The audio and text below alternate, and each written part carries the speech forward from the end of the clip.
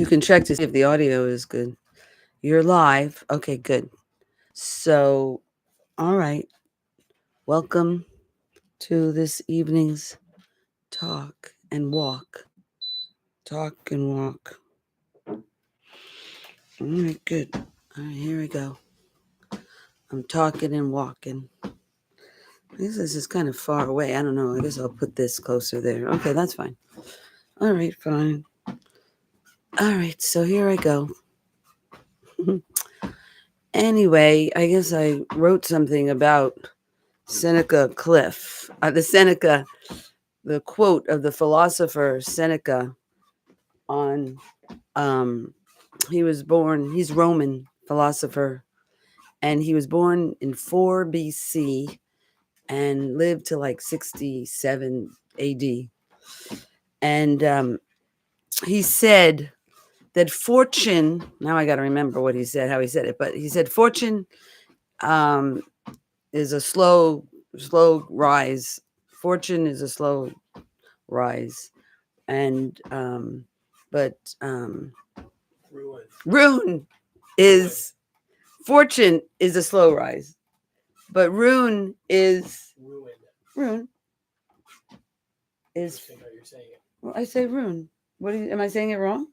Ruin. All right, fine. Ruin. Whatever. Ruin. It's not ruin.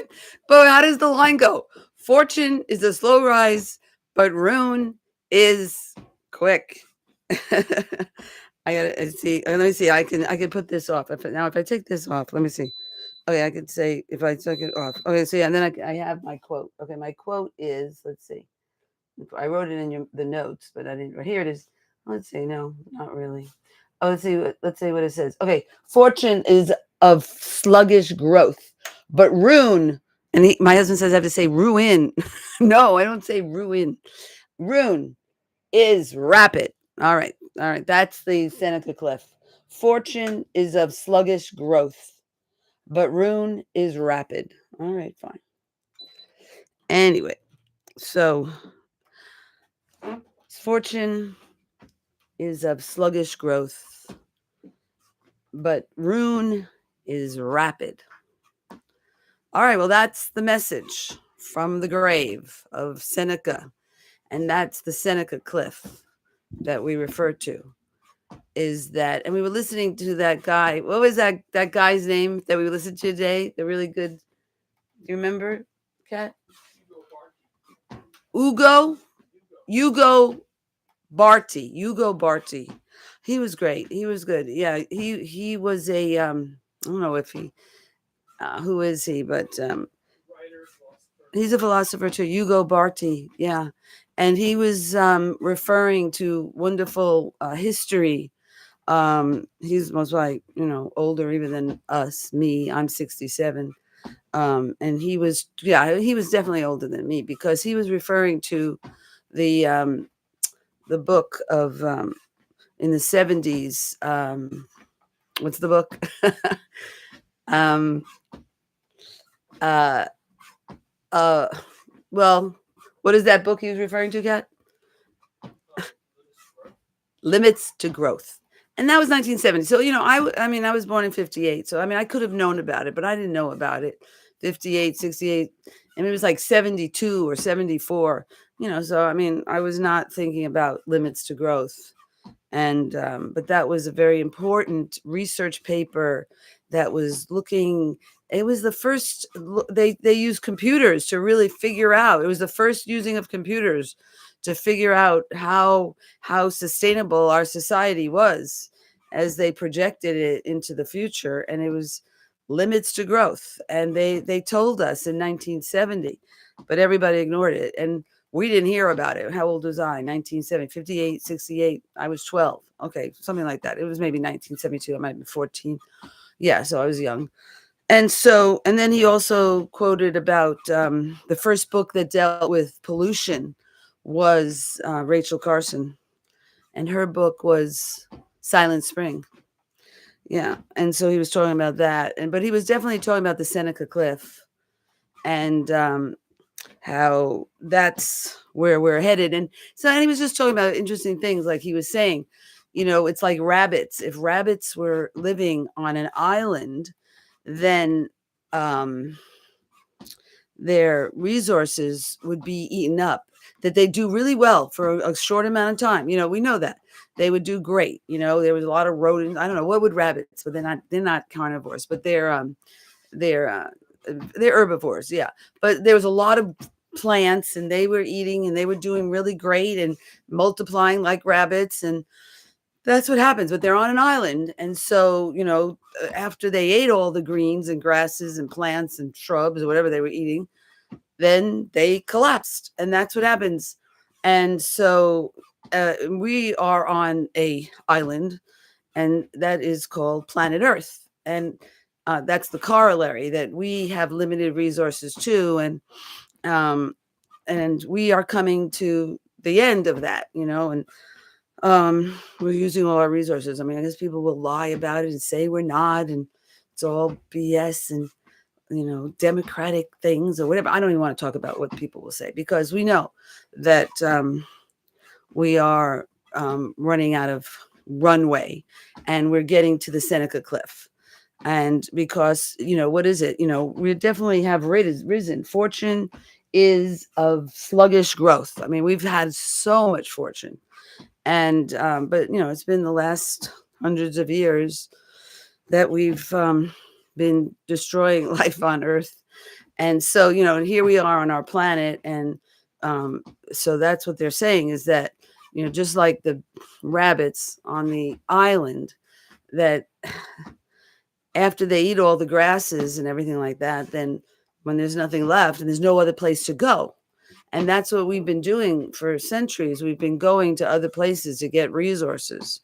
I mean, that's why we even came to America and, from Europe, is that they got all the resources here. And so, so that's where we are, is that we've taken all the resources. So basically we are going, the message is that is the nature of things. And that's what this philosopher Seneca said, is that fortune is of sluggish growth, but ruin is rapid. So that's it. And that's what happens. When you've used all the resources, then ruin happens. And so, it's what was that? It was another quote that I was using about unsustainable. And Cougar W said, unsustainable, our society, our global economy is unsustainable because it's based on fossil fuels, and they're limited, and that's it. And the thing is it's not only that they're limited, it's really the impacts of the fossil fuels and what they're causing. And what was it today? It was like, it was 400. We are at 430.5 parts per million, which I think Peter Carter or somebody quoted is like, we haven't been to that much CO2 it was a lot of zeros. It was like 12 million years, or maybe even more. It was many millions of years that we have not been at 430.5 parts per million. And they were saying, like, okay, like I'm born in 58. They said in 1960, they were, the amount of CO2 is going up 0.8, like every year or something, 0.8 parts, a percentage, 0.8%, it was going up. Now it's going up 2.5. That's the increase, the amount of increase. So we're at 430.5 parts per million. And we haven't been there in like 12 million years, millions of years.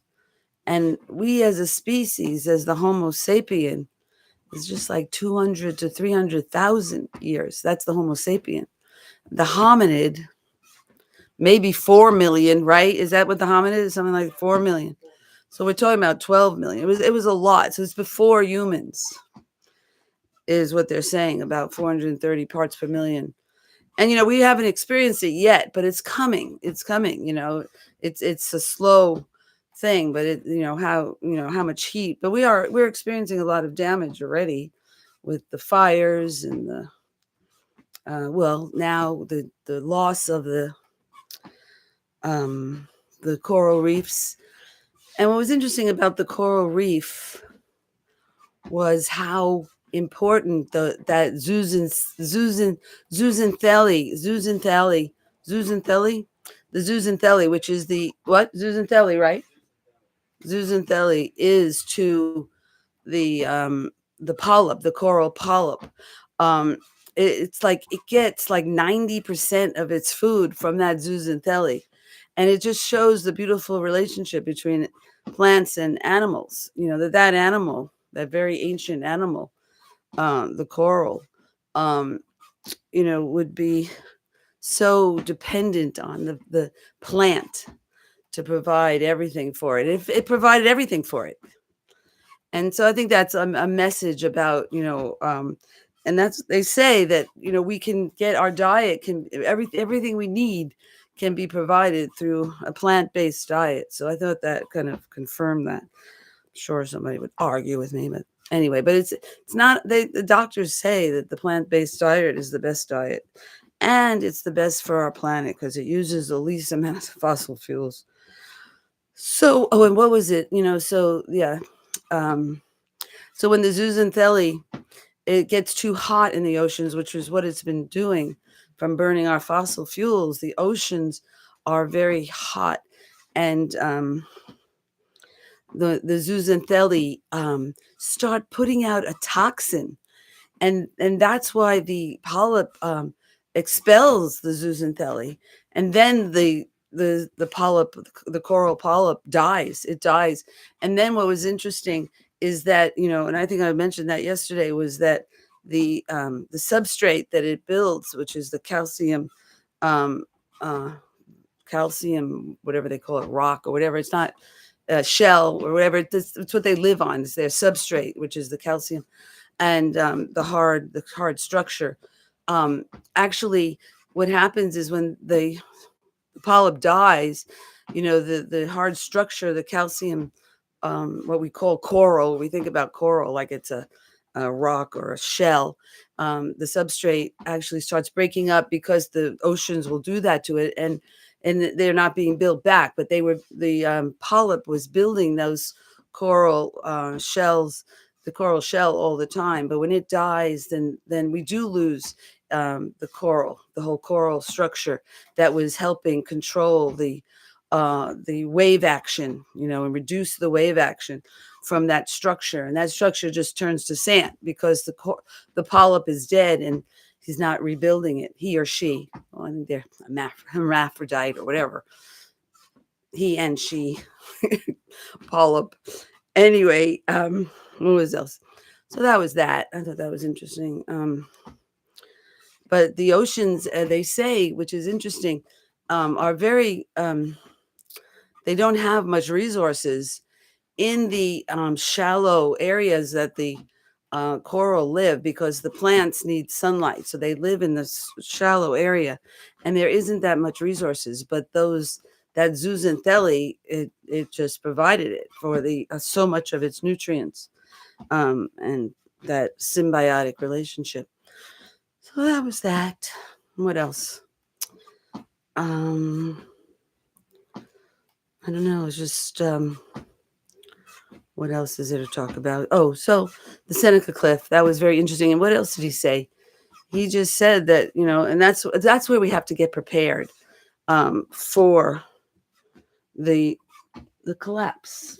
So we know that the fortune is of sluggish growth, but ruin is rapid. And we've had so much fortune, and so we're going towards the Seneca cliff.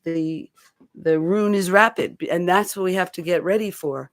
And we don't want to do that. We're just having so much fun, burning up fossil fuels. But we know that the burning of the fossil fuels is the problem. So that can't go on anymore. So how are we going to? And that's what Cougar W says.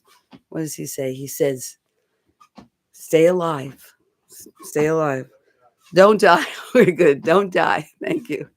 Don't die. And then he says, "Where is your food? Where is your food?" That's what you have to think about. Where is your food? And okay, so that's what I'm doing. I'm growing my peas. I got my peas in the garden. I love peas. They are easy to grow. Definitely grow peas. And you have to work on your soil, the substrate that everything grows on, and our soil. And so I grow a lot of I do a lot of worm composting, and they're doing really well. They're my pets. My pet, our only pet is the worms, and they're doing great. They're doing great. Yeah. So and I feed all of our we're vegan, so all of my food waste goes to the worms, and they really do like raw food the most. So actually, that's the best for us too. The more raw foods we eat, the better. So anyway, that's what the worms like, and then their castings make the best fertilizer for the ground, um, the best food for the plants. So that's good. So let's see. So I'm growing beets. I am growing some beets, and in my greenhouse. And what else am I? Oh, I'm trying to grow asparagus. I collected these little red seeds, which are the asparagus. When the asparagus, there's a male and a female part to the asparagus. And so the female plant gave off these red, beautiful red little balls, and they contain the seed. And so I picked those off of the female plant, and I'm growing my asparagus. We'll see. So I have to grow more. And but most of the asparagus I have in the garden right now was what they call bare root, and so I bought them. But I'm trying to grow it myself. So see how that goes. And what else am I growing? Oh, I have raspberries. The raspberries are doing so well. They put out another bunch of fruit already. That was interesting. And I just got this stick from, they call them, the sticks are called, there's a name for it in raspberries and blackberries. Anyway, and then I just bought it at Sprouts. They were just selling the stick, or whatever they call it, the cane. They're called canes. And so I just bought a cane like for $10 and put it in the ground. I put it in a pot because I really didn't know where I wanted it to grow. So it's doing really well. So we'll see. I need to transplant it into the ground would be the best. Like Cougar W says, the bigger the pot, the better they do. So that the best pot is in the ground. Let's see. So what else am I growing? Let's see. Beets. Do like beets, and then I do want to put my carrots in the ground. I have a lot of carrot seeds that I collected, and so I just have to get plants in the ground. That's for sure. And anything else? Let's see. What am I doing? Okay, so then that's kind of it. Getting plants in the ground and getting my neighbors to get plants in the ground. Let's see. Yes, I haven't spoken to any neighbors today. I don't know what I did today, but I didn't talk to any neighbors. I have to do that every day. I have to talk to my neighbors. All right, fine. I can do that. And let's see what else. Well, I was trying to talk to my kids every day too. I haven't done that very well today, but otherwise they're doing okay. And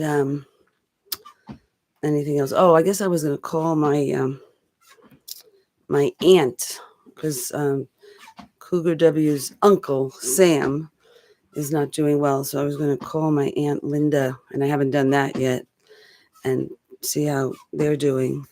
But also, I did want to talk to my cousin, Cougar W's cousin, Jill, because she has an electric car, and she's taking care of her parents. She quit her job. She's a nurse or an RN or some kind of medical assistant in nursing homes or whatever she was doing.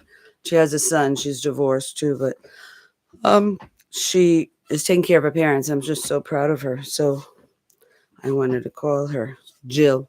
So yes, I will do that. And she has an electric car. She bought a Tesla. And all these people who think that they can't have those. So anyway, what we have to what is it? It's not going to save us, the electric car, but anything we need now, like we were talking about that today. That's something I did a lot of research about, was buying a stove, a oven. And we were talking about buying the oven, and I was going to buy the Miele, even though it was like $3,000 for a 24-inch oven, what they call a wall-mounted oven. And but it was very efficient. And so it was like, and that was something that Cougar W was saying today. It's like money. We don't need money.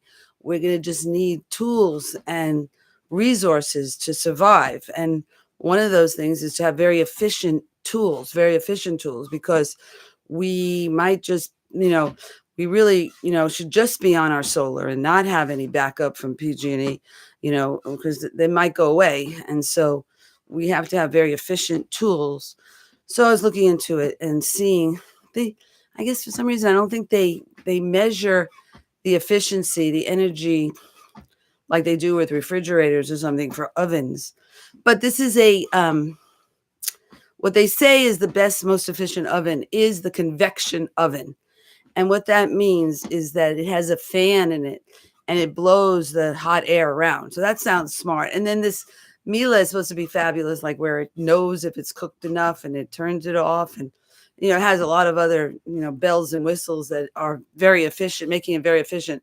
And that's the German technology from Miele. And so we'll see. There's Bosch too, and that was supposed to be good and little less expensive, but I couldn't see like where they just really said how many watts it uses like they do with refrigerators.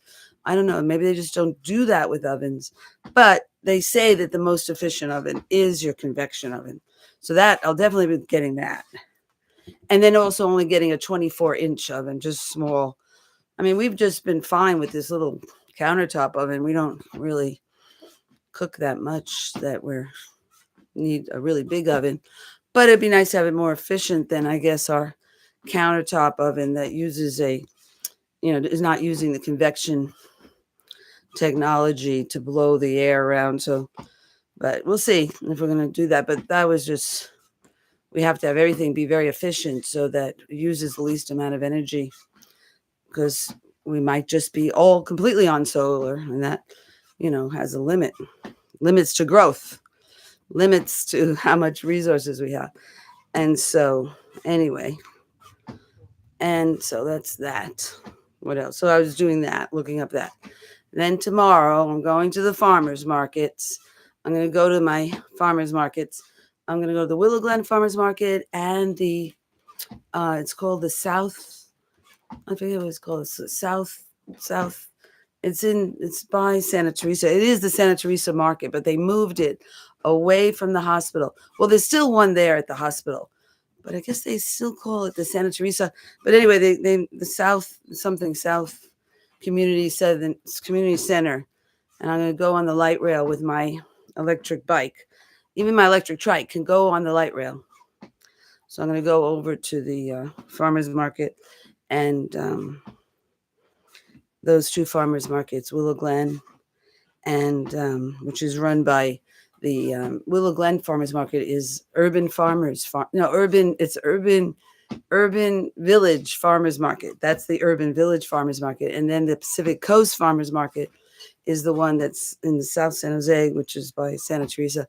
But it was kind of a long ride. I could take my electric bike and just ride down there, but I didn't really, I've never done it before, and it just seemed far away. It was like 11 miles. And so I'm just going to hop on the light rail and go to the farm.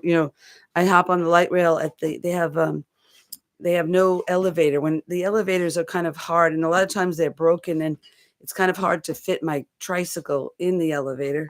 I can do it, but it's kind of, you have to really manhandle it. And so I like to go when the platform is just flat and you can just roll right on, and there's no elevator. So the one for the blue line that they call that goes to Santa Teresa, I pick it up at where do I pick it up? Let's see, I pick it up at Children's Discovery Museum. Anyway, and then I go to Santa Teresa, and then I ride my bike there down Cottle to this farmers market. Anyway, so anyway, we're only supposed to talk about our climate crisis, but even telling you how I get around is part of it. I do not drive anywhere. I haven't driven anywhere in so long. And so we have our electric bike, and that's fine. I don't need anything else. I don't think anybody needs anything else. I love my electric bike. And let's see. And the light rail, but I use it, as little as possible. Normally I just take the electric bike, but I haven't really discovered a good way to get down to Santa Teresa. So we'll see. Anyway, what else? Let's see. About our climate crisis. What else? Was there any other news today about our climate crisis? Okay, well, don't forget to buy Cat Edwinson's book.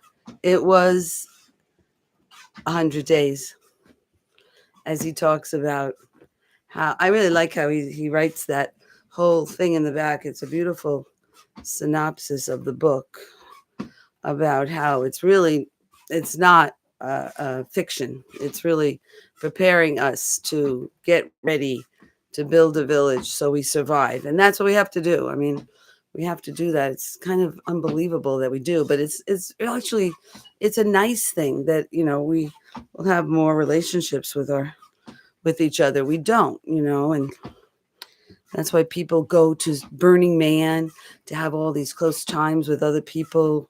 And here we are in our neighborhoods, and yet we don't talk to our neighbors, So anyway, that's what we need to do. Talk to our neighbors. And let's see, 22 minutes. All right, fine. What else? So talk to our neighbors and remind them that we have to stop burning fossil fuels. I know that's not going to be easy for them to rock and understand, but it's the truth. And so we have to stop burning fossil fuels, and that means we need to grow our own food, because the food won't be coming. Now, you could say that there could be electric trucks that could bring the food. Like I always talk to my farmers at the farmers market, say, can't you upgrade to an electric truck? They usually don't. They usually say no. But, if they could we then be okay with them growing our food for us? I don't know. I don't think so. Because I don't know, it's like maybe you could, maybe they could, support us with their electric trucks bringing the food in.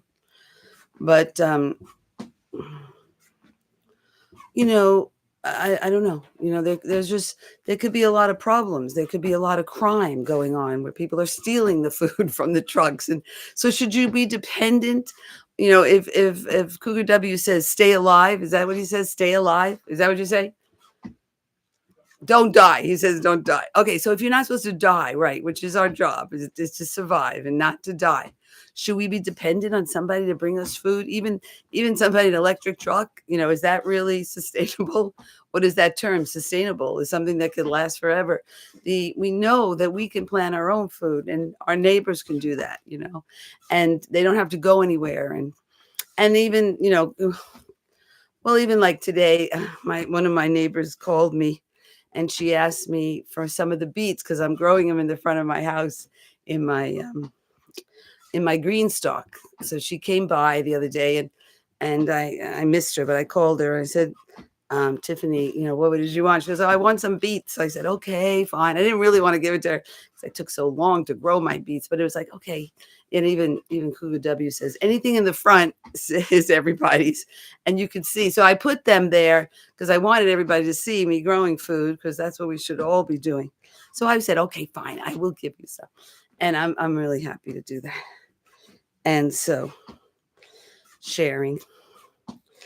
Anyway, and so I told her I would harvest some beets, and they're doing good. So you can grow beets I grew these in a 6-pack, and they call it multi-seeding, where you get your soil. And I realized I've been really making my own soil I don't really make it completely, but I do make it locally. So that's pretty cool.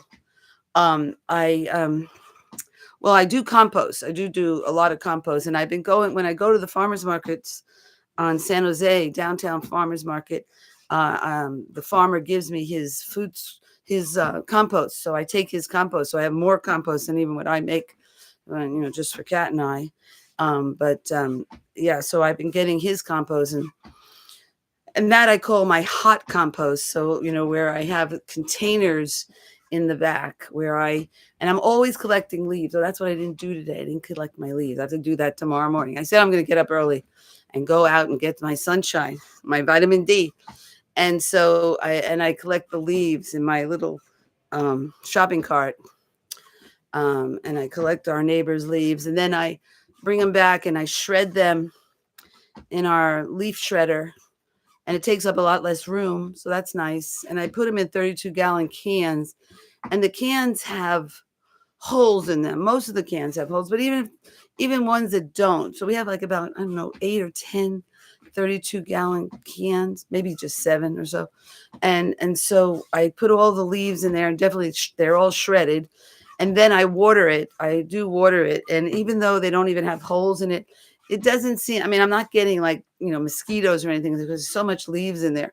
But I do water the leaves with our gray water. And then they really rot good. And then they become a really, they call it leaf mold, so you want them to degrade. So the water degrades them, and so then it becomes this like sort of a rich, moist humus or something. It definitely degrades, and it's a great. So I use that the leaf mulch for mulching on top of my garden beds. Your garden beds should not be left without, covered. Ideally, they always are growing something. That would be great. And but I definitely mulch. Well, I try to mulch all the beds. I have about, I don't know, 7 beds or so in the backyard, and so I mulch, the ground, especially if I put compost down. So anyway, then they're saying, and I think they're right. Even with your raised beds, I could add coir. I use coir versus peat moss. I don't use peat moss. That's not sustainable and not good to use. But I use coir. But even coir, is coming from, I don't know, Southeast Asia, where they grow coconuts.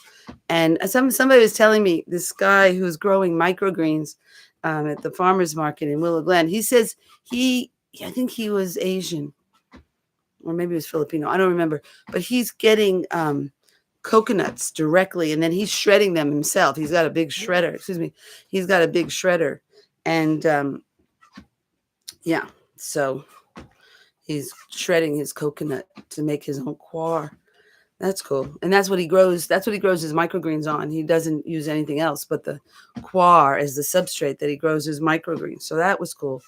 But that's not really sustainable. And then the other thing I buy is perlite, because that's supposed to aerate the soil and help it drain better. And vermiculite, which, supposedly also is supposed to help with water retention, things like that. Yeah. So I do add that. And they said even to add it to your beds, even though I used to I would just add my compost to my beds. And then I add my worm compost too. And I'm thinking about that I'm going to sift it, but anyway, in my beds, I've been putting containers. Here, I'm going to stop for a second. Let me see if I can stop. Okay, good. I did that. Okay, good. I'm going to drink some water. Thank you.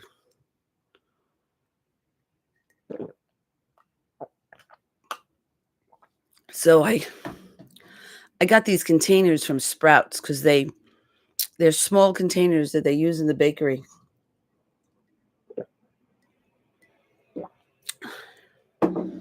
And this bakery woman who's the head of the bakery at Sprouts in my neighborhood, she saves the containers. They use it for like icing on the on your sweet rolls or sweet something, whatever.